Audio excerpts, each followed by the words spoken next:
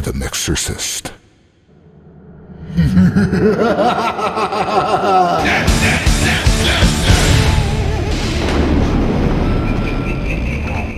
Welcome to the Mixorcist, guys. Welcome. What's going on? Hey, Eric, how you doing, EB? Oh, good, man. Good. Awesome, dude. Catch me up on the latest. What's going on with you? I had a little bit of time off, so I decided to check some of the later movie offerings of the last little while. And H.P. Lovecraft he's having a bit of a moment now, because two of the films that I watched were either loosely or less than loosely based on his stories, and that's in addition to the Lovecraft Country show that's running right now. Yeah. So these movies, one was called Color Out of Space. It's pretty cool. Nick Cage, pretty good production value. Not the best movie in the world, but not bad. And the other movie was called, if I can remember, Intercept. No, Right. Intersect. And that's telling me about kind of more like a sci-fi vibe. Very cool. And it takes place at Miskatonic University. Oh, So, Dr. Gruber. Dr. Gruber. I gave him life. That's awesome. I'll have to check him out. Now, let's talk about horror for a second. I'm looking at this plugin and I see wood grain, and it just takes me back to that basement, that 70s basement that nobody wants to go into. We got some new plugs to talk about here. We got Acustica Audio's Diamond Transient, and it's a pair of plugins. So there is a compander, and then there is an equalizer. And that EQ is focused on the low end. And these are Studio DMI plugins. So they're done in conjunction with or in partnership with Luca Predalesi. And these are wonderful sounding plugins. So I've had a chance to play with them. You've had a chance to play with them. Eric, what are your first impressions? Oh, I love this. I think it's a way to get some really killer motion and dimension into the tracks.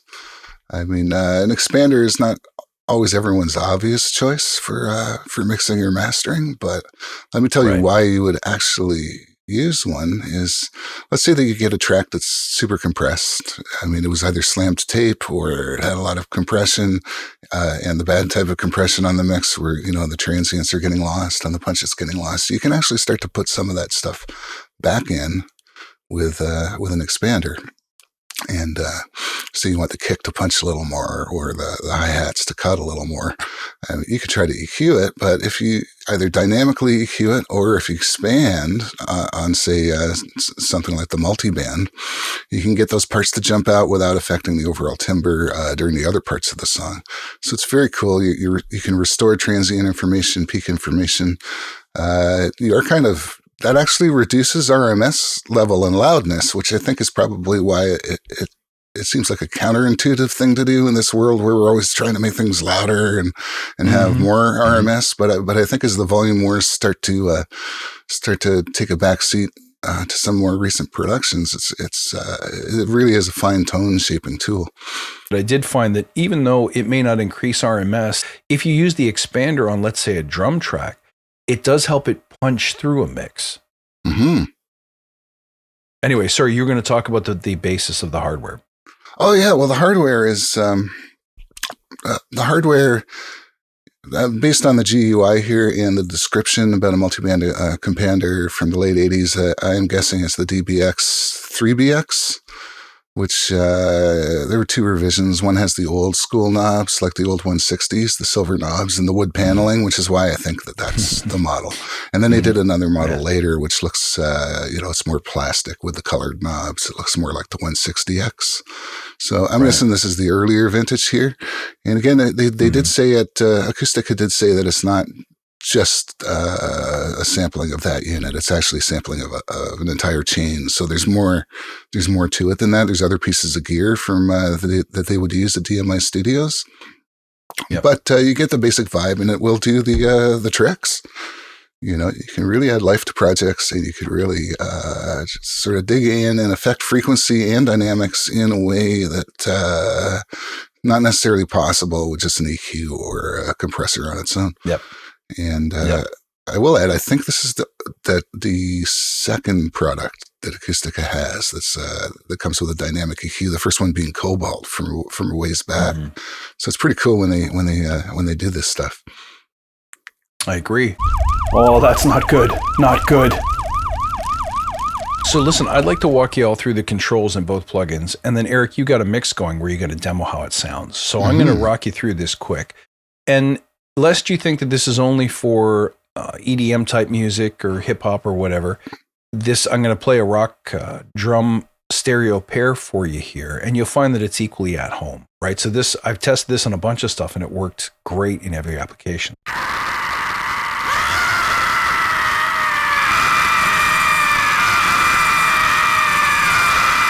Let's start with the Dynamics plug, which is the 3XT, and just have a listen to some Apple drummer kicking it here.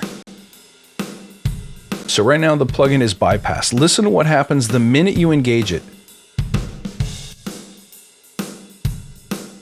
You'll notice that there's an obvious boost in the top end, right? So this is a multi-band compressor / expander. So I think that by default, the tweaking is turned off. So there's a little bit of a flavor when you first turn it on, but you can change it if you don't like it. I should point out, by the way, that there's a ton of presets with this, which a lot of people say, oh, Acustica, there's no presets. There's some really nice ones here that you can start from, but we're just going to go from the default settings. So let's start by popping up the input gain. Have a listen. So here, you wouldn't expect to hear a volume increase, but you may hear one as the expander function starts to kick in and boost the gain. Mm-hmm. So don't be alarmed. You can always trim it with the output. But let's now move on to the manual says that if, where's that the input trim there? The manual says that if the preamp is not engaged, then the input trim doesn't do anything. So let's turn that on and test that. Mm-hmm. I'll bring it back to zero. That's just your harmonics, right? Nope. I still hear an obvious boost in volume there. And again, I think it may be because now the expander's kicking in. Mm-hmm. So let's just keep rolling with it. Let's start with the transition control, which switches you between compressor mode and expander mode. Pull it down, and it's more of a compressor. Again, hear the obvious accent in the top end. Let's go into expander mode. Ooh. Now you can hear some serious punch being restored to the snare hits when you play that. I'd like to point out that, of course, there's an attack and release control, which does the obvious. So let's test them, both on the compressor side and the expander side.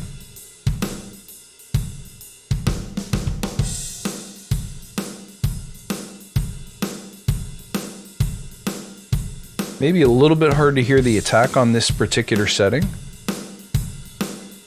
Now let me explain why. There's 5 different compressor or dynamics modes here. And all they do is run through a set of selections in terms of attack time and release time. So some of these modes are slow attack, long release. Some are slow attack, slow release, and every permutation they're in. So the manual gives a sense of what the timings are. But just listen. Number 1 is the fastest.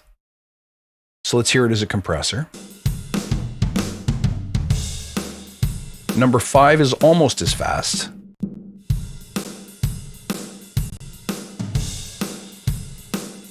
But let's also check out number 3. And here, you know what? I'm going to turn up the ratio.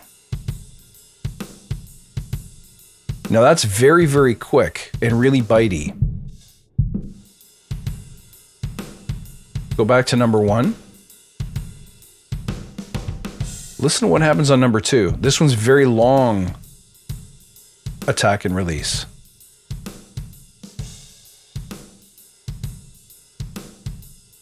Watch what happens when you go up to the expander. Okay, so without and with.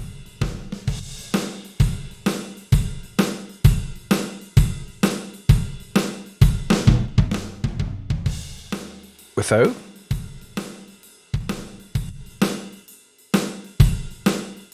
When I kick that in, I almost hear the ride cymbal is being sucked out. Like you're almost losing some of the the cymbal hits. Let's try number 5, number 4, number 3 real quickly.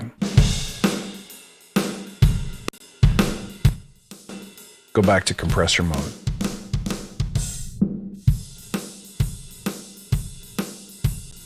Now that one is a compressor, it's really squishy. Number 3.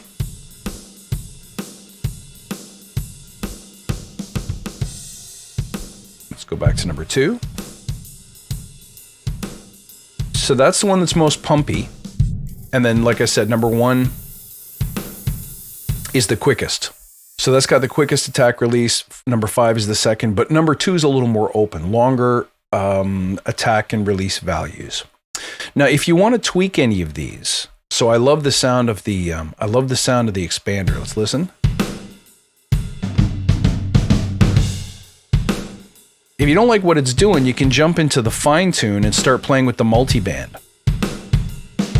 So these controls allow you to set the threshold for each of the bands. You can't control where the band frequencies are, but you can control the threshold and you control the output. So check this out. So here, let's take the mids.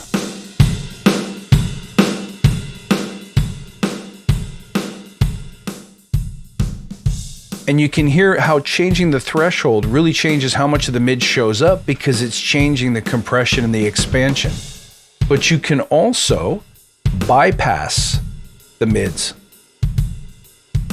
Gone. Or you can mute them.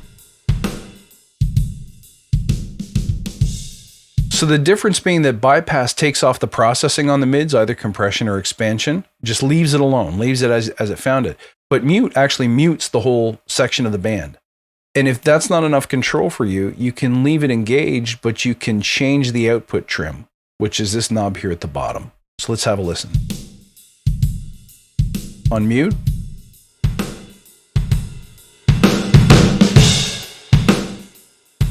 Sorry if that clipped on you there. This allows you to pull back the output of the processing on the band. 6 to 12 minutes. And then the final thing that I'll show you is the clipper. So when you get into expander, you're going to start clipping a little bit and you can choose what kind of clipping behavior. Let's just listen. That's number 1.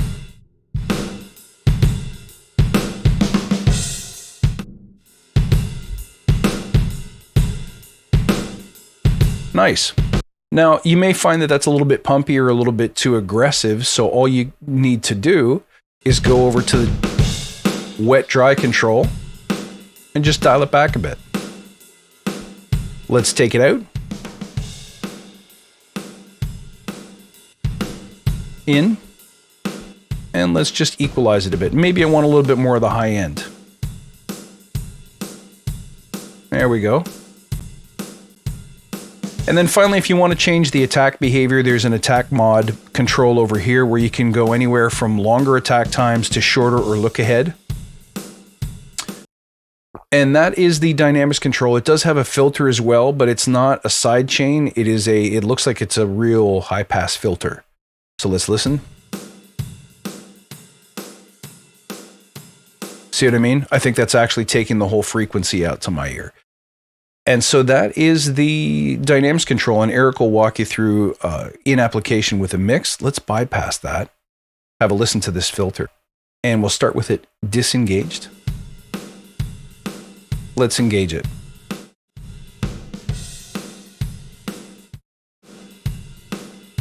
And let's start playing with this filter.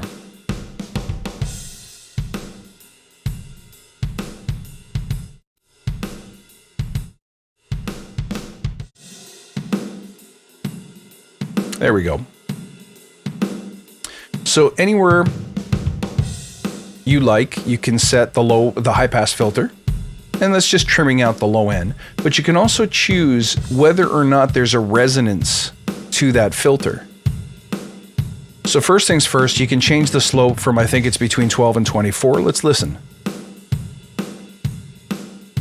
That sounds like it's doing a little more straight, aggressive cutting.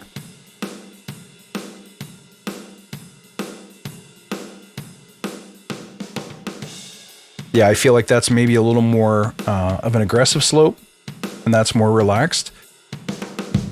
But in any event, you can choose how much resonance you want at the corner point. So let's listen.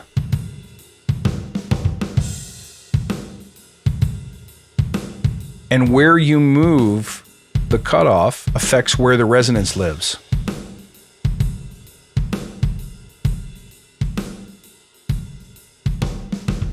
Or no resonance at all for a more natural sound. Now, in addition, you can bypass or engage that whole section. There's a preamp you can engage.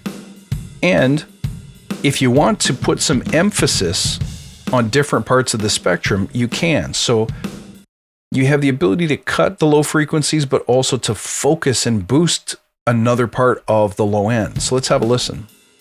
Let's try where the kick drum lives, somewhere in the 100 range. Let's bypass that and engage it. There it is. Maybe a little lower. Try a little higher.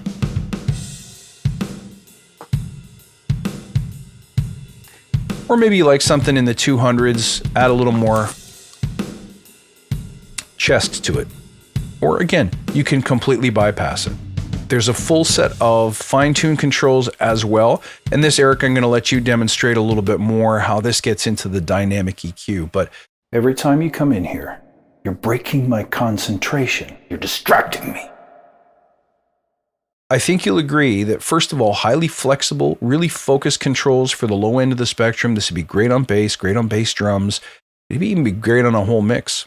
But Eric, why don't you take over and show us how we use this in the context of a song? Sure. I mean, I think even before that, just to focus on the filter a little more, I'll just pull up some drums here, which these are a little bit more in the electronic genre. Here they are with nothing on them.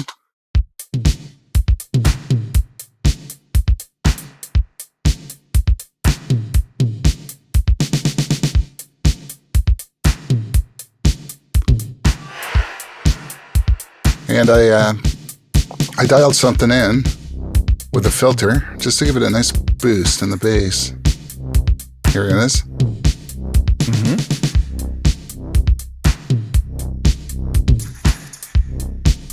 On. Off. On. It's kind of down in the subs, so you might not hear this if you're listening on smaller speakers or earbuds. But it's to me, it just adds a motion underneath, and let's get into the dynamics a little bit. And one important knob on this thing is the amount button here, right on the lower right hand side. That's really going to determine, I don't know if it's a wet dry or if it's a boost cut. It looks more like it's a boost cut. Mm-hmm.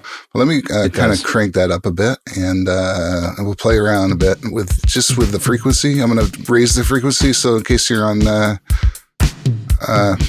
laptop or something, you might have a better chance of hearing it. I'll increase the gain. Now this, you should really be able to hear the difference. On. Mm-hmm. Off. On. Oh yeah. Okay, so now that we have our boost, let's play with the dynamic part of it. You got to make sure that this dynamic switch is on, because if it's off, it's going to act just like a normal EQ, and you can hear that, right? Mm-hmm. Normal EQ. Dynamic EQ. You hear it kind of pumping, and it's not the whole sound that's pumping. It's that band. It's that part that's being boosted. It's like coming in and out, and that's going to depend on very much like a compressor with your threshold and your ratio up here in the top. Up here in the top right. Mm-hmm. Transition is more like the threshold. So for a dynamic EQ, a good way to look at it is as if it were a compressor. So you have your ratio, which would be your transition, which would determine the volume level at which the change is enacted according to a ratio. So higher ratio means more change. In this case, it'd be more boost of that frequency that you've selected.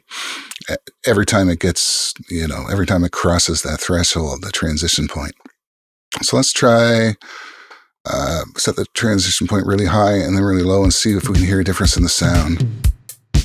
You see down here that this is your dynamic motion. This dynamic motion is basically saying, how much gain is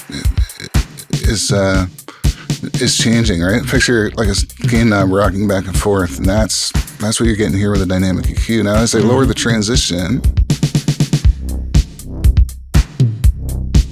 we can hear it getting more intense.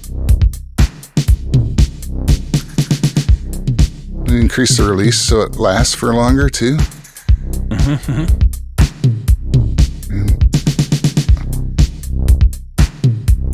And let's pop the ratio up. I get a pretty substantial boost there because without it.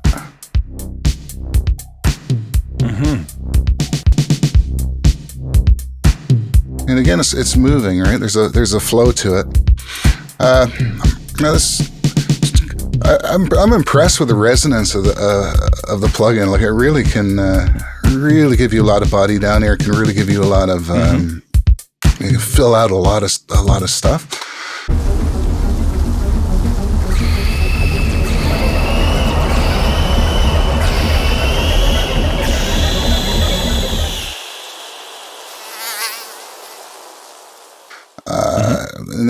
But the other thing though is, of course, with that, it's going to maybe tend to get a little dark, and that's where these two plugins work, I think, beautifully together. Because this is giving you some solid bass and lower end of the spectrum.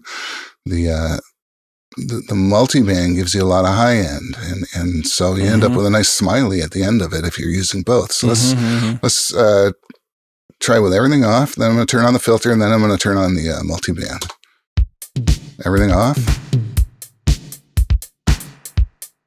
Filter. Multiband. Oh, wow.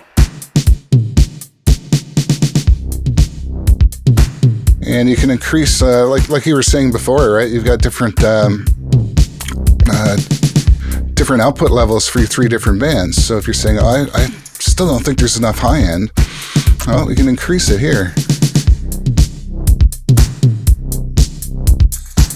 There it is. And then it's like, there might be a little too much low. Well, now you got the choice. You could either try to turn the low down here, or you can go back and maybe decrease the amount or decrease the gain. I mean, there's a lot of different things you can play with, and I imagine that the more you use these plugins, the more you're going to have a sense of which one to adjust in a given situation.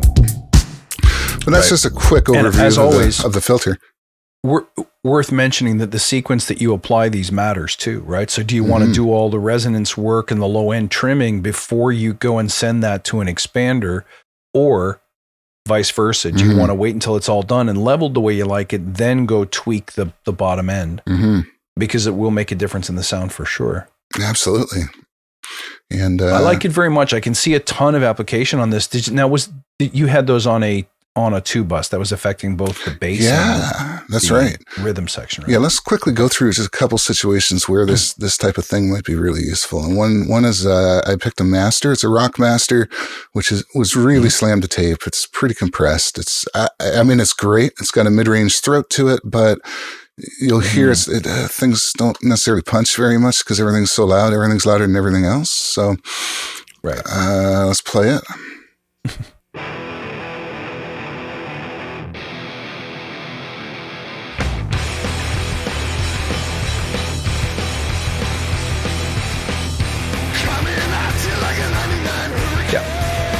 Not bad, but let's see what we can do with a little bit of that filter, just to try to bring out that kick a little bit.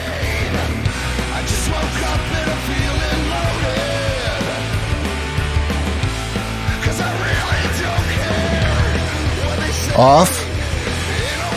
On. Here, I just all of a sudden that kick's just punching and the bass is a little more solid. And then, now we're getting a little bit dark here though. We've darkened things considerably. So let's go up to the top end and try to restore some of those cymbals with the multi-band. I've got another setting here that I dialed in really quick. Without. With.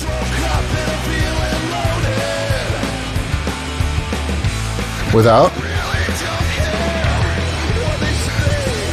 With. And you can hear how it's not raising all of the top end, it's just kind of raising the tippy tip of the cymbals there, which is great. Yeah. Got to be careful because I had this about 50-50. If it was all the way wet, if it's all wet, you can go, wow, this sounds pretty exciting. This is like a lot of top end. But listen to what happens to the guitars and the general mid-range if you've got it up.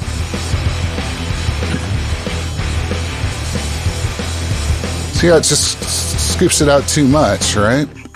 Mm-hmm, mm-hmm. So that's where these buttons, I love these buttons. The dry wet mix on the on the multiband and also on the filter, the amount. And they really go a long way because you can exaggerate things so that you can adjust them. And when you get things where you like, then you can just gradually start to turn it down till that's right, pull it back till you start to hear your original vibe come back. Yep. Or you can start dry and then start adding it.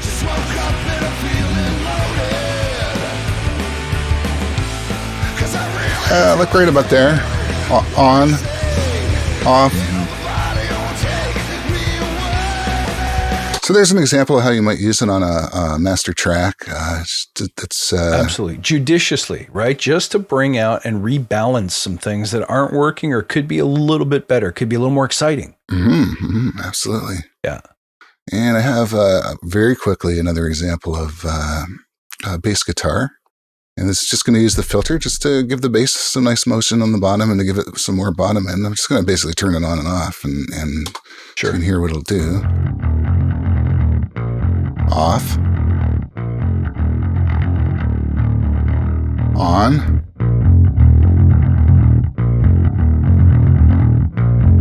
Off. On. Isn't that really cool how it's sort of moving underneath? It doesn't sound exactly the way any hue with it. That's, again, because of the dynamic aspect. And even though this is only kind of seemingly moving occasionally, it is moving. And you can hear that motion. If you think it's a bit too rumbly, you can start to cut into that bottom end, right? And start taking out some of the very low subs.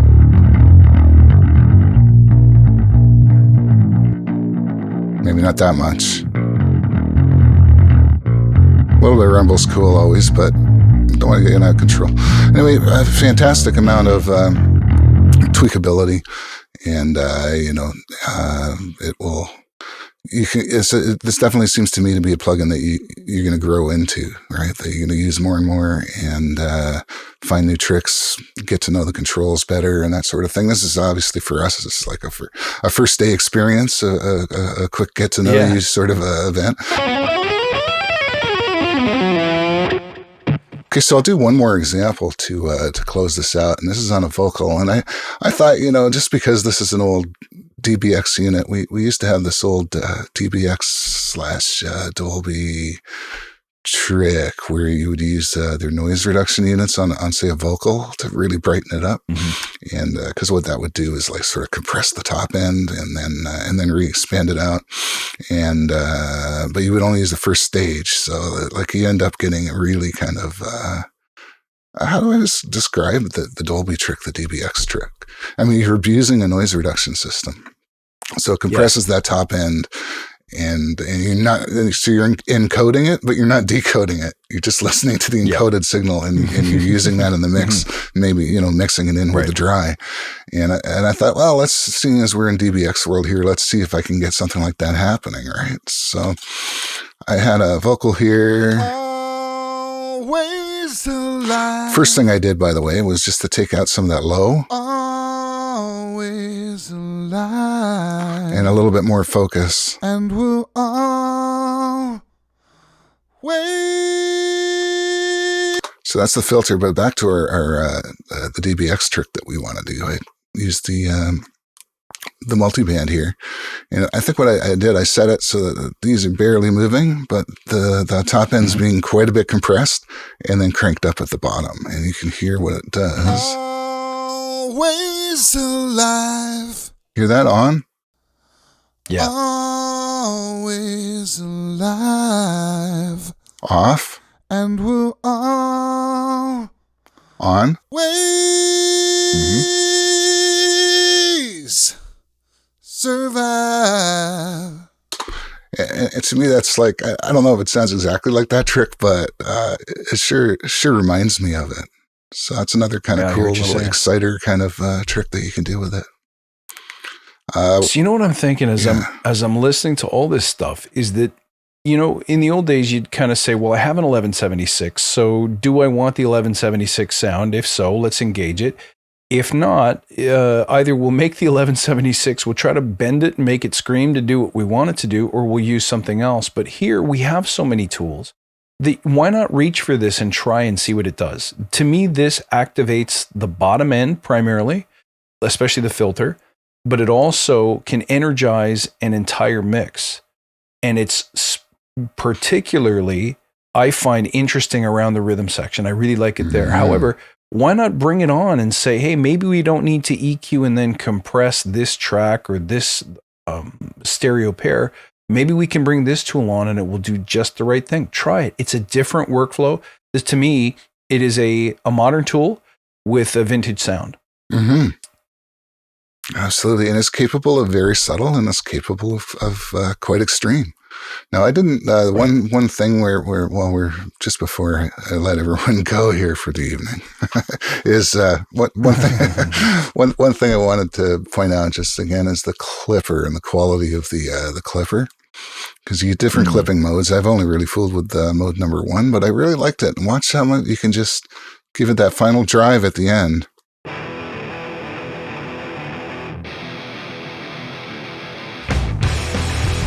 Okay, here we go. Coming at you like a 99 hurricane. I just woke up and I'm feeling loaded.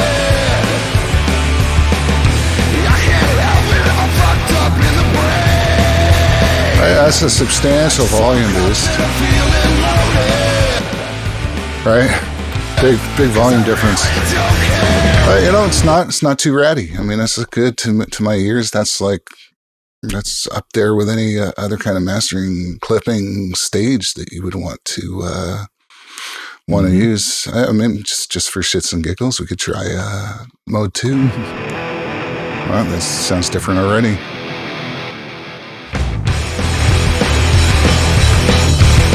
This one's a little fartier. Let's try mode 3.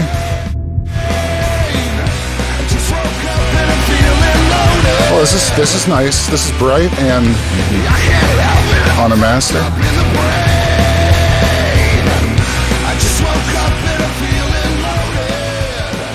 And why not? So we can remove all those transients that we just spent a long time trying to add, right? Yeah. But that's actually a little trick. Squish the unsquished. That's a little trick, actually, though. There is a trick which you can do, which you increase the transients so that they hit the clipper more hard. And so the transients themselves get more harmonics, but that doesn't sink down into the lower levels as much, right? So it's actually it's like frosted tip. It's like frosted tips back in the early 2000s. You just get a little bit of blonde on the top, and the rest stays dark. Yeah. Amen. You know, whatever works, right? Absolutely. I think this is another home run from Acustica Audio. I think great job, guys. I love the sound and I love the tweakability is my favorite part. Oh yeah, yeah, brilliant unit. I expect to spend some long sessions with this thing and some long hours in the basement playing Would You Rather. Would you rather?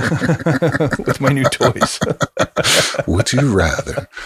That's a great movie, by the way. All right, dude. All right. It is a great movie. Yeah, you got to check that Good out. to see you. Good to see you all, and have a wonderful evening, morning, weekend, weekday, whenever you are listening across the nation and around the world. Yes, sir. I hope this helped make your choice of plugins easier, decide whether this is for you or not, and have fun, play safe, grab the demo, try it out for yourself and see. Right on, right on.